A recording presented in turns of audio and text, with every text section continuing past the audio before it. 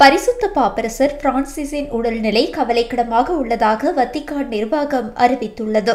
88 வயதான பரிசுத்த பாப்பரசர் பிரான்சிஸ் சுவாச கோளாறு காரணமாக கடந்த 14ஆம் தேதி ரோம் நகரில் உள்ள ஹெமெல்லி வைத்தியசாலையில் அனுமதிக்கப்பட்டார். வைத்திய பரிசோதனையில் அவருக்கு நுரையீரலில் நிமோனியா பாதிப்பு ஏற்பட்டிருப்பது உறுதி செய்யப்பட்டது. இதனால் வத்திக்கான் தேவாலயத்தில் போப் பிரான்சிஸ் பங்கேற்க இருந்த அனைத்து நிகழ்ச்சிகளும் ரத்து செய்யப்பட்டன. வைத்தியசாலையில் அனுமதிக்கப்பட்டு தற்போது வரை அவருக்கு தொடர் சிகிச்சை அளிக்கப்பட்டு வருகின்றது. இந்நிலையில் பரிசுத்த பாப்பரசர் பிரான்சிஸ் உடல்நிலை தொடர்ந்தும் கவலைக்கிடமாக உள்ளதாக வத்திக்கான் நிர்வாகம் அறிவித்துள்ளது.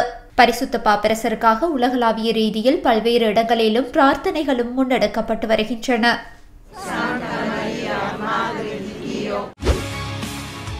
செய்திகளை உடனுக்குடன் தெரிந்து கொள்ள உடனே சப்ஸ்கிரைப் பண்ணுங்க.